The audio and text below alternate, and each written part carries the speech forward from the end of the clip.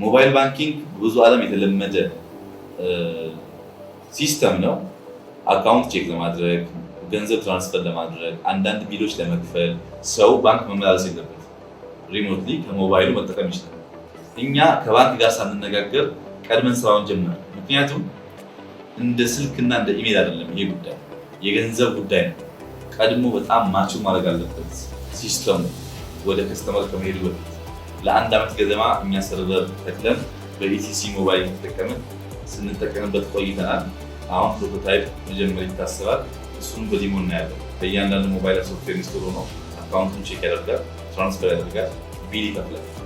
የዛሬ 15፣ 17፣ 18 ዓመት አካባቢ የኢትዮጵያ ንግድ ባንኮች ከአንድ ብራንች ወደ ሌላ ብራንች ገንዘብ ሲያስተላልፉ በሄደ ትመዘገባለህ፣ ፎርም ትሞላለህ፣ ዘንድ በፋክስ ነው ወደዛኛው ጫፍ የሚሄደው እና ያ ነገር መቀየር አለበት የሚል ሐሳብ እኔና ጓደኞቼ እናነሳ ነበር። ያኔ ኢንሳ የነበርኩት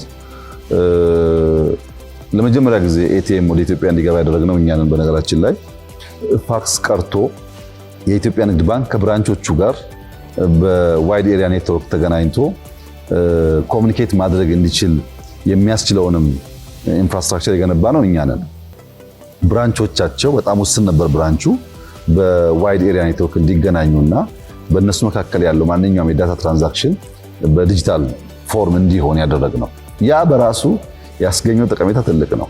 ዛሬ 51 ሚሊዮን ሰው ገደማ በሞባይል መኒ ኢትዮጵያ ውስጥ ይጠቀማል። ኢኮኖሚያችንን ኢምፓክት እያደረገ ነው። ቢዝነሳችንን ኢምፓክት እያደረገ ነው። የሰዎችን ላይፍ እያቀለለ ነው። እንደዚህ ያለ ጠቃሚ ቴክኖሎጂዎችን ብሬስ እያደረጉ መሄድ ያስፈልጋል ብዬ በእጅጉ አምናለሁ።